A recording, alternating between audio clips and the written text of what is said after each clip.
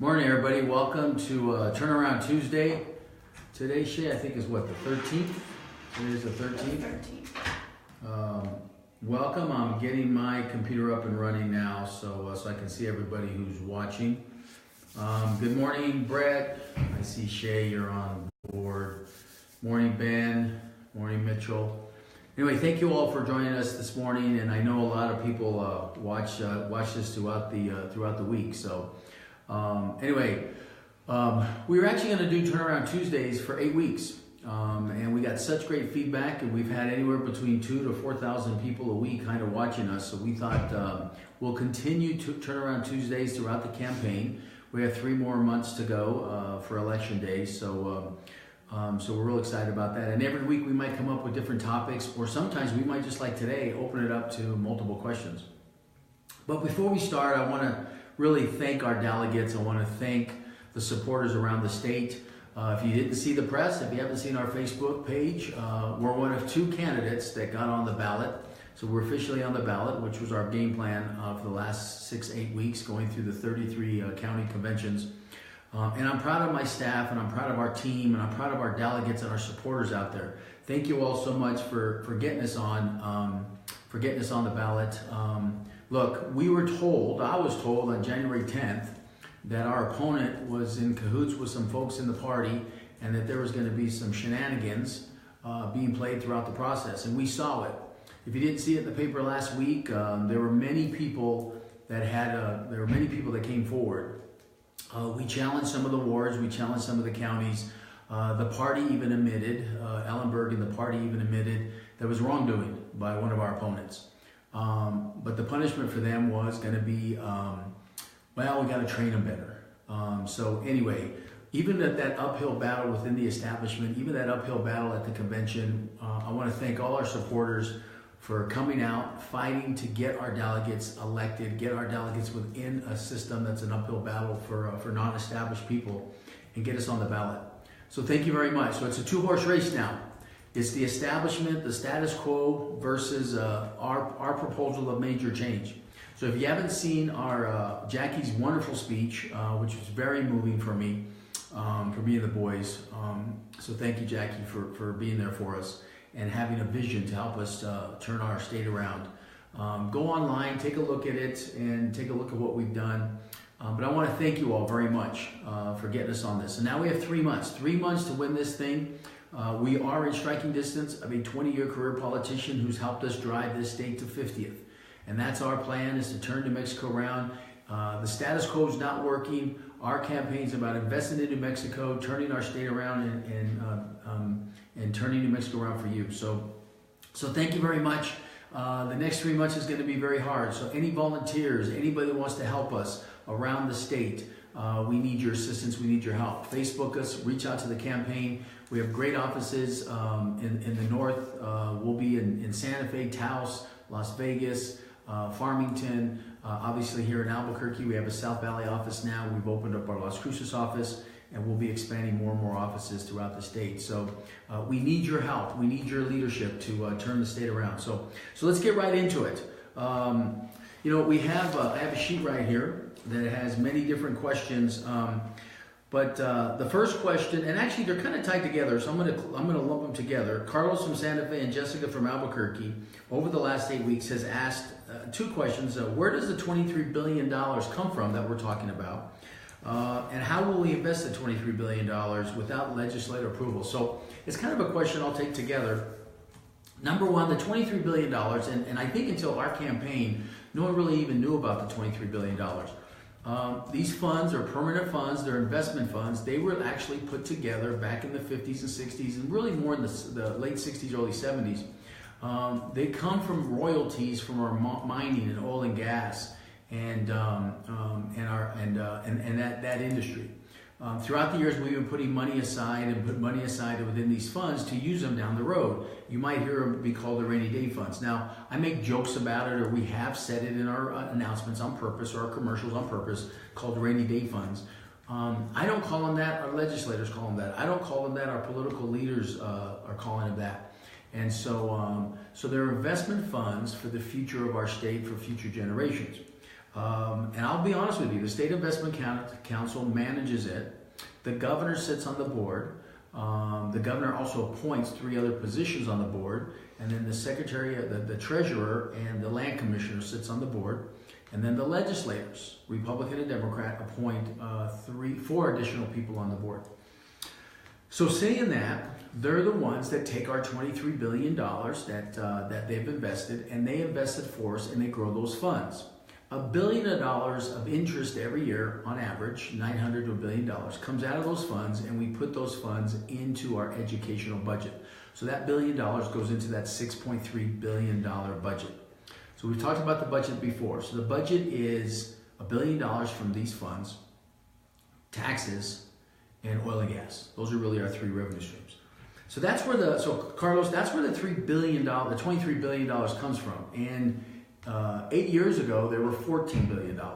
7 months ago, there were $21.5 billion. And today, they're $23 billion. And in fact, Joe Monahan today, I read it this morning, John Arthur Smith, who's head of finance, he says no political leader, no governor, nobody will touch his funds, touch those funds, until it grows another 20%. So another 20% would be about $4 billion, and that would probably take us another 2, maybe 3 years at today's. And keep in mind, if the market crashes 20 points or 10 points like those adjustments, we lose $1 billion overnight within the market. Now, I'm sure there's stopgaps there, so saying that. So that's the $23 billion. That's where it comes from. So thank you, Carlos, for that question. Now, Jessica, how will you invest those funds without legislative approval? We're not talking about taking those funds out. We're not talking about reallocating those funds or spending those funds. Those are investment funds. And by state constitution, we have to invest those funds to grow them. And all we're talking about is moving just 5% of those funds back into New Mexico and invest into New Mexico. New Mexico small businesses, New Mexico technologies. And there's ways we can do that. Now, where some of my opponents are right, it does take the State Investment Council to do that. Where my opponents say it's unconstitutional, well, that's a debate that we'll have. We don't believe it's unconstitutional, and I've talked to State Investment Council folks, I've talked to legal, I've talked to legislators, and again, as long as we're investing it back in New Mexico, so that's what we're talking about. So we're talking about investing 5% of your money back into New Mexico, and when we do that, we'll invest it into small business, startups, renewables, telecommunication, and different strengths in New Mexico. So we don't need constitutional change, we don't need legislative approval to do that. What we do need is the State Investment Council Board to approve that and reallocate those funds down. Now, I believe as governor, we'll appoint a State Investment Council Board that'll think of you first instead of thinking of growing those funds and taking our money out of state. Because I'm not going to condemn the State Investment Council. They're actually doing what they're supposed to do. They're growing those funds. All I'm saying is by investing 5% of those funds back in New Mexico, yes, at a lower return, but the job creation, the tax revenue that'll happen will be a great success for us. Will be a great success for us. So those are the 2 questions there. Lisa Frachama, if we bring in 225,000 new jobs into New Mexico, how will we have trained workforce to support these jobs? Lisa, that's a great question, and that's a question we get very often. It's like, Jeff, if you grow 225,000 new jobs, where's the trained workforce going to come? Now, let me make this very clear. We're going to invest $1 billion into low debt finance loans right off the bat, right? The number one issue with small business is capital. There's no capital in our state. There's no private capital in our state. It's very locked up, or it's very hard to get capital to expand our local businesses. So by putting $1 billion of investment funds back into New Mexico at a 2.5% return, there'll be $1 billion of capital being loaned out within the New Mexico small business.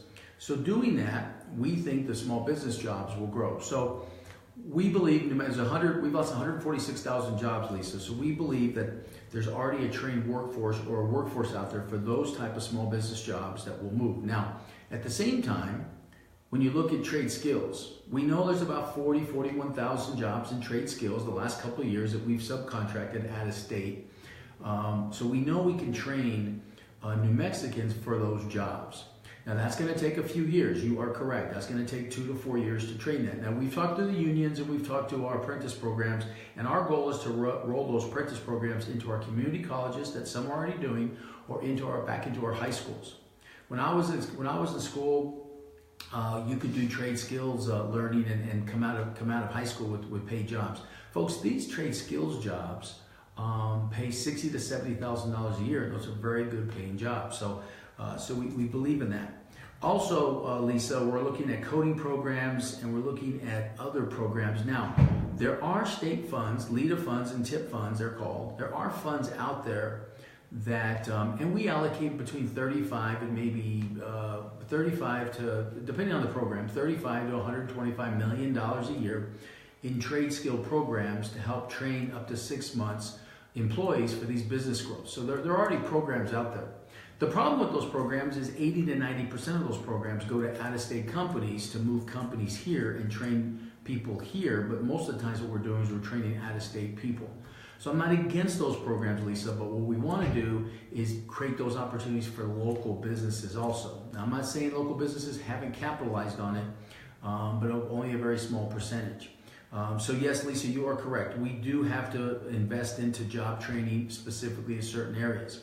But when you look at tech jobs, when you look at startups, our universities are creating tech jobs and tech startup jobs and train people. The issue is our kids are leaving because those jobs aren't here. So by investing in keeping those jobs here on the tech startup side, we do have a workforce that's coming out of that. And again, keep in mind this 225,000 new jobs is not going to happen over 12 months. It's going to take 2 to 6 years. Now, we do believe we can grow 75 to 100,000 new jobs within 12 to 18 months investing in a small business. But the startups, the technology jobs, the more economic-based jobs are going to take some time, but we have a plan. It's to be about 2 to 6 years. Now, keep in mind, too, we're going to be investing in our strengths, and that's ecotourism, that's archaeology tourism, that's outdoor tourism. Those are opportunities that we can grow immediately. And then as we expand also within agriculture, which we already do, we expand agriculture, we expand within our cannabis field, which is one of the questions we'll talk about soon. So there's opportunities there. So Lisa, I thank you very much for the question, and Shay, try and cut me off because I know my answers can go a little long, but I think people say, you know, Jeff, the good thing about you is you go into long details. Anyway, hey, morning, Zach. Morning, James. I'm just kind of cruising through here. Morning, Jeff. Jeff asked a question about the movie studios. Jeff Steinborn, I see him on there, and I know he's a big proponent of the movie industry. And welcome. Morning, Pat. Morning, Patricia. Roberto, how are you? Charlie, Mitch. I guess those are the people. Those are all the people online right now. So anyway, thank you guys for all being here today. Morning, Rita.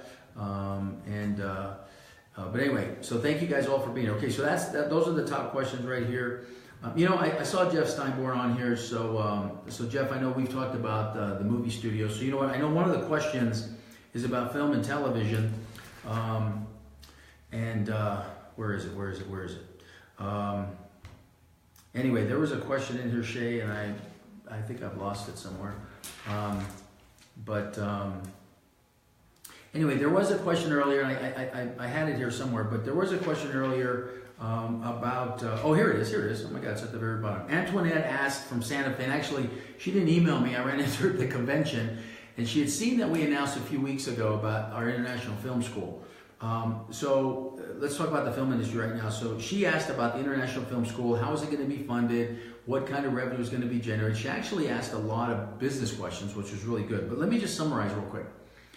There's 16,000 jobs today in the state of New Mexico affiliated or directly with the film and television industry.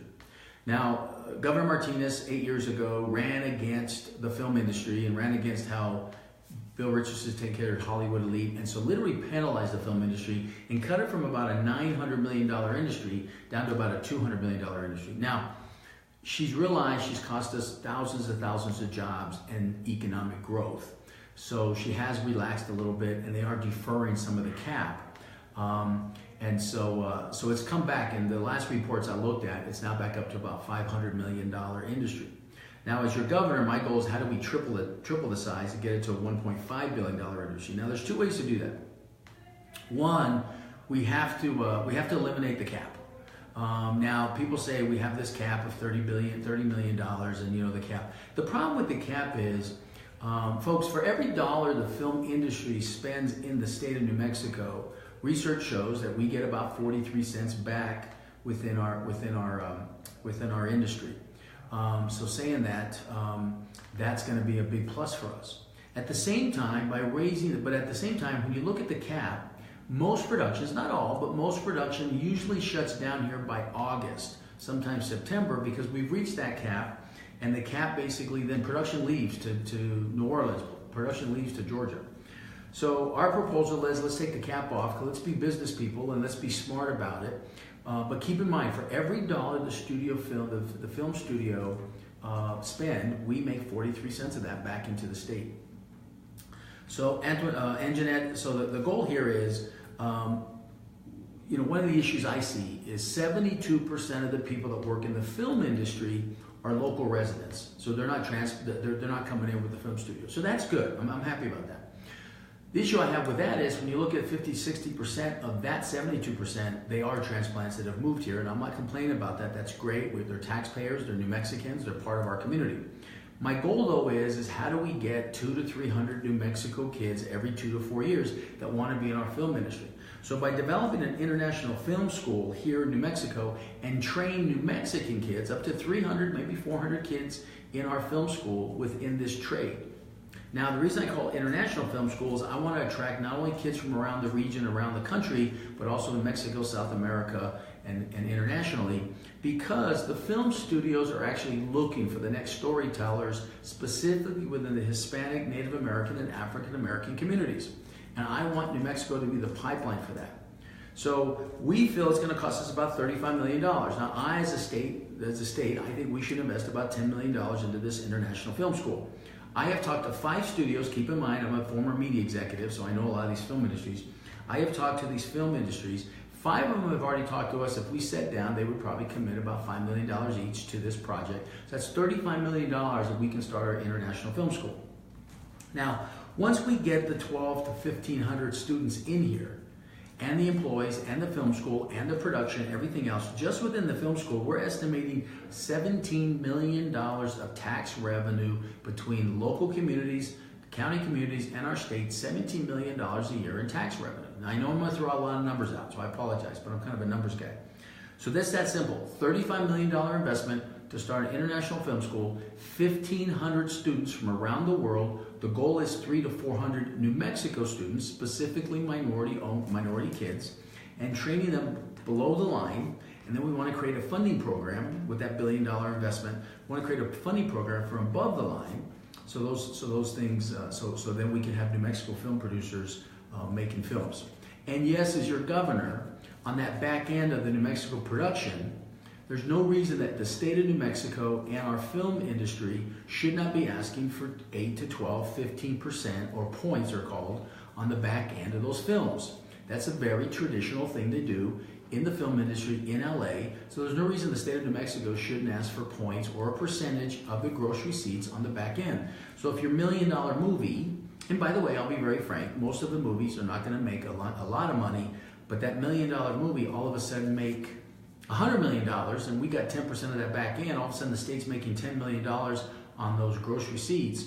That's another $10 million we can put right back into the International Film School, create an endowment fund for that film school, and put that money there so that film school is set forever. And Santa Fe Arts Institute doesn't run out of money because one of their funders decided to leave the state or passed away. So I hope that makes sense, Anjanette. So, do we get any questions on the film school industry on that?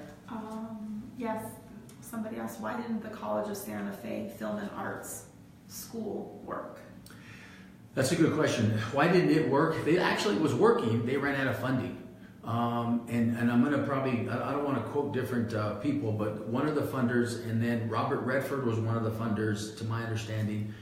So one of the reasons it didn't work is the community wasn't involved, the state wasn't involved. Yes, the state gave some tax breaks, and yes, there were some land breaks and tax incentives for But the state wasn't involved, the community wasn't involved, and it was the Robert Redford groups and those kind of funders that were basically involved helping fund some of those programs, to my understanding. So to my understanding, the smaller film school failed because they ran out of funding, basically. And so that's why I want to target the International Film School, and we have a model that by year 4 or 5, it could be generating almost $60 million a year within that film school, within the production. And keep in mind, right next to that film school is Warner Brothers.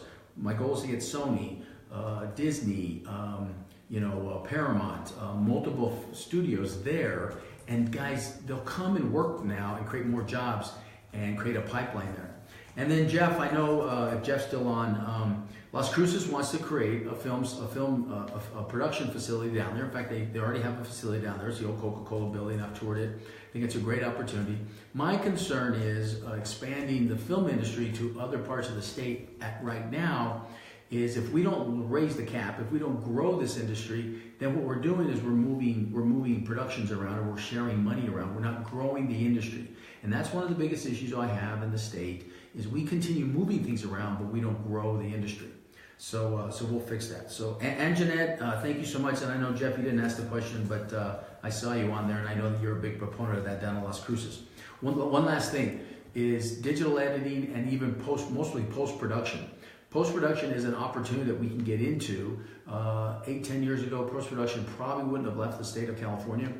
Today, with delays and backlogs and expensive production facilities in California, there is an opportunity to grow the post-production side of the film business industry, and that's one of the areas we want to look at. So, thank you on that.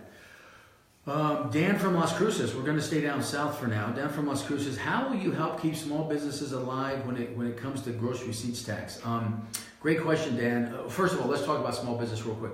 The number one issue with small business is private capital in our state. There's no private capital in our state, or very little invested in our state. So that $1 billion investment that we're going to do at 2.5% financing back to the state, that's going to grow small business.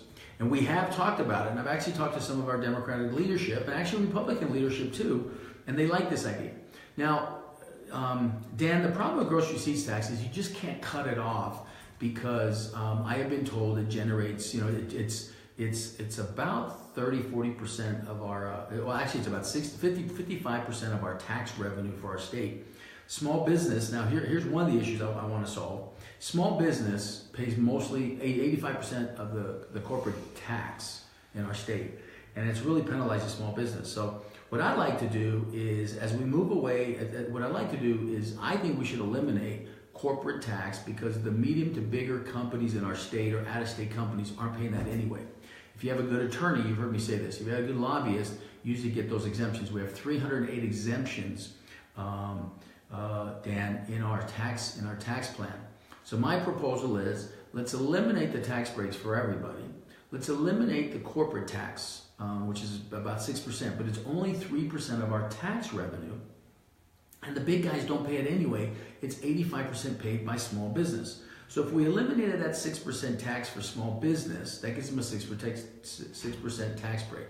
If we eliminate the 304 exemptions, right? And then my proposal is, which is something new, and I haven't got complete approval from everybody, but my proposal would be to raise corporate taxes, to raise property taxes on commercial property tax, 2%, right? So small business is actually getting a 4% tax cut. You then raise the property tax 2%. And the reason I like that better is those property taxes literally stay in your community. They stay in the county, they stay in the cities, those taxes stay in your community. And the tax system and the tax plan we have created in the last 8 years not only has cost us over $600 million, what the experts have said, but it's actually stretched or strangled some of our smaller rural communities. So that's why, Dan, you're seeing some of the, and Las Cruces big time, you're seeing some of the cities and the communities creating or increasing gross receipts tax locally to make up that difference. So our proposal is you eliminate the 308 exemptions, you eliminate the corporate tax, which again, keep in mind, 85% of that is being paid by local businesses, not corporations, and then raise everybody's commercial property tax by 2%. Local businesses are getting 4% tax break. You do that, you would generate, without creating one job, you would generate, the experts are telling me, anywhere between $450 and $600 million of new tax revenue for the state, and majority of that would stay within your community. Now, the grocery receipts tax for small businesses, the way it's structured today, it's an issue. But if you go cold turkey, Dan, you would cost the state a lot of money. I've been told almost $2 billion in tax revenue, which we can't afford to do. So my proposal is, as we grow the economy, as we grow jobs, within 6 years, those 225,000 new jobs within those industries will basically generate $1.8 billion of new tax revenues, and our estimates show about $800 million of surpluses. Now, Texas, Arizona, Colorado, many states do it this way. Once we're there, then we can start stepping back the grocery receipts tax, specifically on business services and services, and create a standard sales tax like basically 48 other states do. So Dan, I hope I answered your question. Boy, that was a long-winded question, huh? But I covered a lot, right, Shay? I covered a lot. Okay. Tyler, where is the money coming from your education plan? Well, thank you very much for that. Look, let's look at two things. One, we want to give our educational plan, paying educators more money, $43,000, $47,000, and $55,000 a year. And I'm going off memory right now because I don't have the numbers right in front of me. But it's going to cost us about $225 million. Now keep in mind too that $225 million is going to go right back into the economy, and then once you look at taxes, they're going to be paying taxes back in the economy. So we're going to get some of that back within the economy. But then again, I'm looking at job growth, job opportunities to basically fund some of these increases. But folks, the better paid teachers we have, the better paid education we have, the more jobs we create, it all starts there. It all starts there. So we have to invest that. So that's number one. Number two, we spend $93 million a year on early child education when we need to probably spend about $225 million a year. So we know we have to increase it about $160, $165 million. Now, where's that money going to come from? One, we have found within public education department at the top level, PED, we have found about $225 million that goes out to Parsons, Park, outside consultants, stays at the top of the administration. So our proposal is we're going to move $225 million of PED's money back down into the community, back into your schools to pay for these types of programs. Now, you're going to hear me talk about 8%. The reason I say 8% is the 225 is 8% of the budget. Right? That's why we just say 8%. So that's one. Number two, $300 million, almost $300 million the last 3 years that we've been tracking this, so I'm sure it goes back even further. About $300 million a year gets crawled back from three departments, CYFD, PED, and Health and Work Solutions. And for whatever reason, we're not allocating that money out, we're not spending that money out. Now, when you look into that $300 million that the legislators or the governor has crawled back because it's gone unused within the budget, it goes into the general fund and we have no idea where that money goes. But that money's being crawled back, and those three departments are education, health and human resources. So they're there to help families, feed families, educate families. So our proposal is there's money there. Let's just allocate it out and make sure it's getting allocated out within that. Now, also at the same time, I have sat and visited over the last 2 years with 10 non-funders or 10 nonprofits that are funders. They fund these 501c3s. Folks, we have the largest 501c3s. We have the most 501c3s in the country in our state. Those are the nonprofits that want to help us. There's about $300 million sitting on the sideline or being invested in a small way to basically solve some of these problems. So right there, I just explained to you, there is $825 million available, right? Now, I'm not saying we're going to use all of that, but don't tell me there's not money there. So Tyler, that's a good question, but we just think reallocating monies into our education is very important. Now, as governor, I'm not against, if it hit my desk, if the legislators would get it through, because this is where you do need to change the laws or some constitutional changes, if they want to take an extra 1% out of the land grant fund for education to fund some of these programs, I'm all for that, and I would sign that immediately. That's going to be a battle, and that takes time. I just feel going through the budget, we can find monies to take care of these programs today. And another program that we talked, and by the way, there's other programs already there. Like an example is K3+. That's a great program. It works with 27%, 38% of our kids that are failing or that are behind in reading and math programs up to 3rd grade. The governor last year in the budget actually defunded it or cut some of that budget, I will fully fund those programs because we know those programs work. So anyway, Tyler, thank you so much. We're at the 30-minute mark, but I'll go about another 10 minutes. Do we have Jeff from Taos? What's your plans for early child education, vocational, New Mexico universities? Jeff, thank you for the question. We just kind of went over the early child education plan that we talked about. Vocational schools. You've heard me talk about vocational schools and trade skills. So Jeff, that's a great question. We have cut, we've literally moved $53 million out of our public schools in the last 8-10 years, $53 million annually within the trade skills. Now, your high schools and your public schools have literally cut these programs away, not because they wanted to, because the funding got cut. So our proposal is that $225 million, part of that is going to go back into the trade skills and vocational skills. Now, one of my issues, I'm a college graduate and I believe in universities. I believe in higher education. I think it's important for everybody. But let's call it what it is. Not every child needs to go to higher ed. So Jeff, our plan is to create pathways for our children.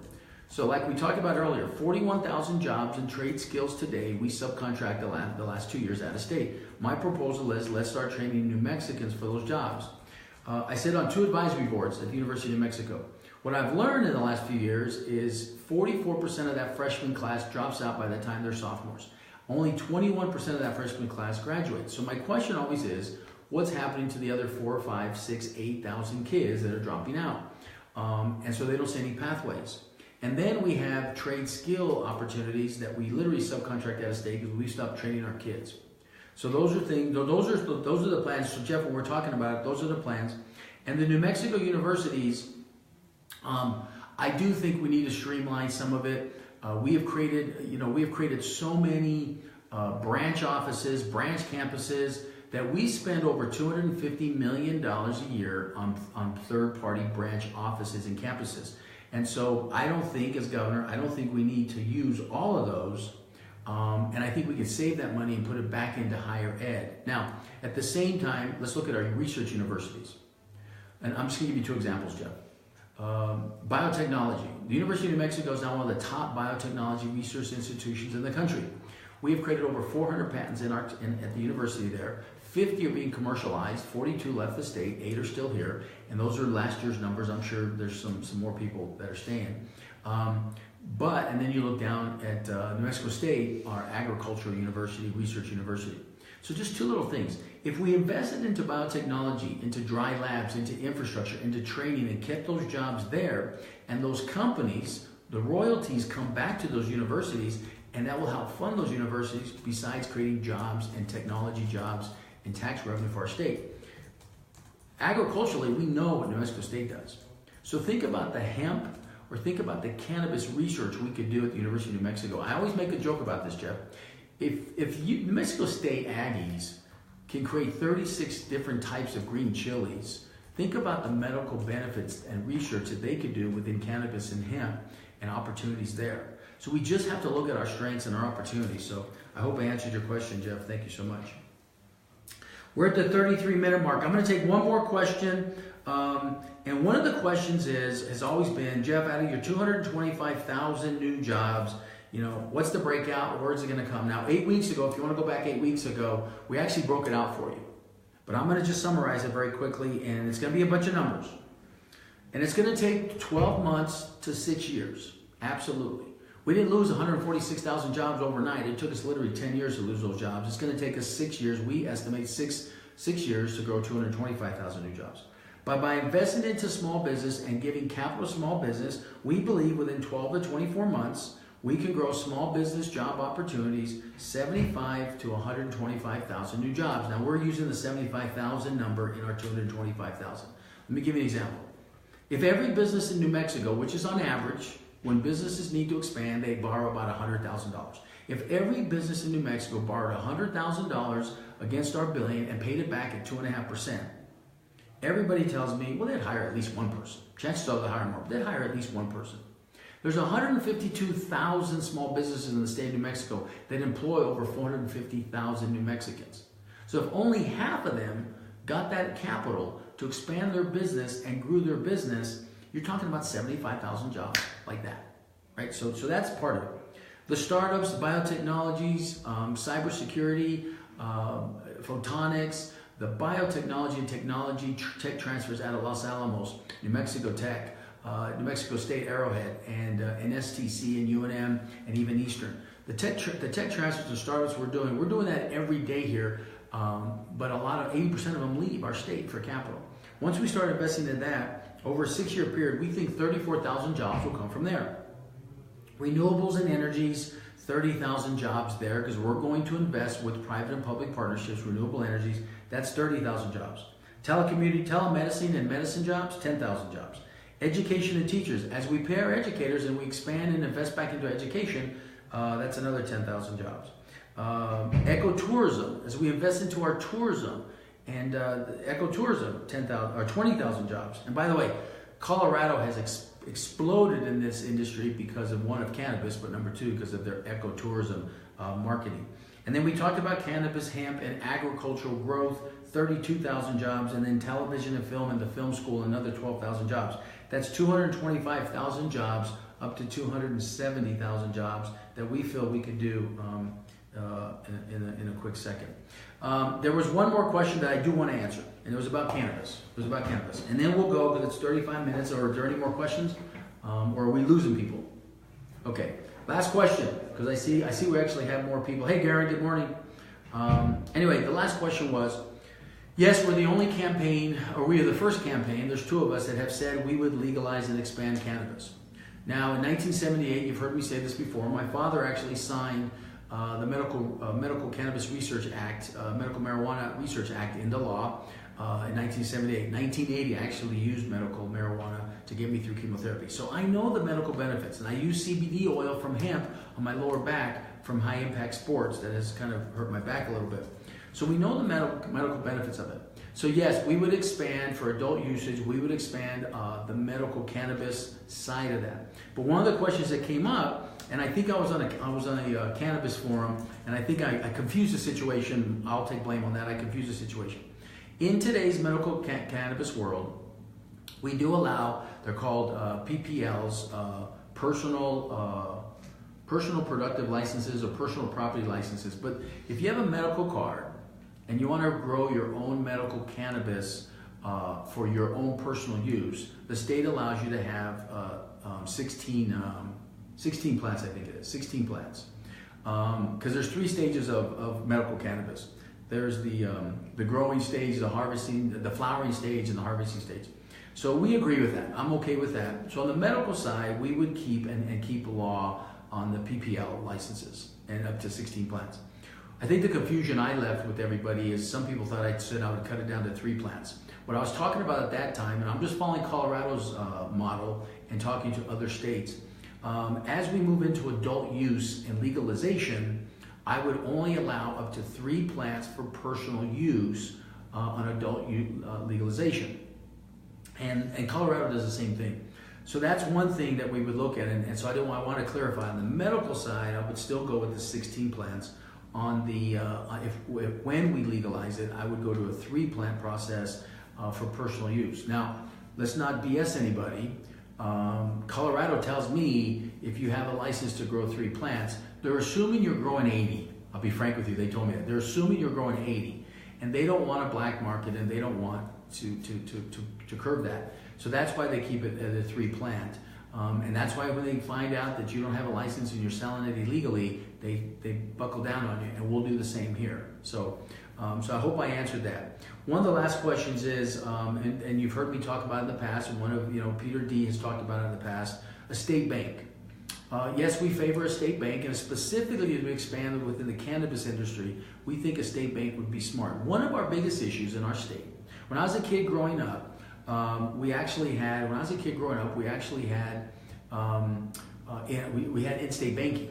When interstate banking started to happen, what's happened is the bigger banks are literally taking our money, you heard me talk about this, literally taking our money, and they're investing it outside the state. So they're investing it into Oklahoma, Texas, things like that. So on average, capital outlay, an example, they have anywhere between $3 to $4 billion. Last I looked, it was $3.8 billion. They sit on $3.8 billion of our money, and until our legislators figure out how to allocate it out, or until we allocate it out, it sits there on average almost 6 years. That's generating about $180 million of interest annually for the banks. They do pay us about $20 million and they keep about $160 million. So all I'm saying is let's start investing back into New Mexico by creating a state bank. That money literally sits here with us and we're the ones making the interest and stuff like that. So that's one of the things that we've been talking about. And we do agree with Peter D on that point. And so you'll hear me talk more about that. So yes, we are open for a state bank. Anyway, we've been doing this for 40 minutes. Any more questions that we need to cover? I think we covered everything. Look, thank you all for tuning in today. Turnaround Tuesdays seem to be pretty popular. They can continue to grow. We're getting anywhere from 3,000 to 4,000 people by the end of the week rewatching the broadcast. So we'll continue doing this. But I thank you so much again for getting us on the ballot. It's now a 2-horse race. So it's very clear. You can go with my opponent who's the status quo and has literally told me to wait my turn. Or you can back a campaign that's going to invest into you, create major change, and start investing back into New Mexico. As we said the other day, if not now, then when? And if not us, then who? Because we've literally been sitting around waiting for this. And that's what our campaign's about. So if you haven't seen my speech from the other day, I ask you to go on there. If you haven't seen what we've been doing, go look at our jobs plan, look at our educational plan, look at our health plan. This is it, New Mexico. This is your opportunity to invest into a new campaign, a new direction, a new ideas for major change in New Mexico because the status quo is not working. And if you want to vote for my opponent, you're voting for the status quo. You're voting for 50th. You're voting to keep us down at the bottom. If you want new investments and major change in New Mexico, that's what our campaign's about. For the next 3 months, we need volunteers around the state. For the next 3 months, we need canvassers. We need people to call out and help us get our message out. And yes, we need to raise money, continue raising money. So any donations, any meet and greets, anybody you want to host for us, or have us in your community. Let's get my wife out, my mom and dad out, myself out, our surrogates out. Let's spread the word because this is our moment to turn New Mexico around. Anyway, thank you all so much. Please email us at info@apo18.com. Go check out our website. Facebook us. We don't know what the topic will be next week, but we'll cover something, I'm sure. We'll see you next Tuesday and look forward to seeing you on Facebook and social media. God bless you guys. Talk soon.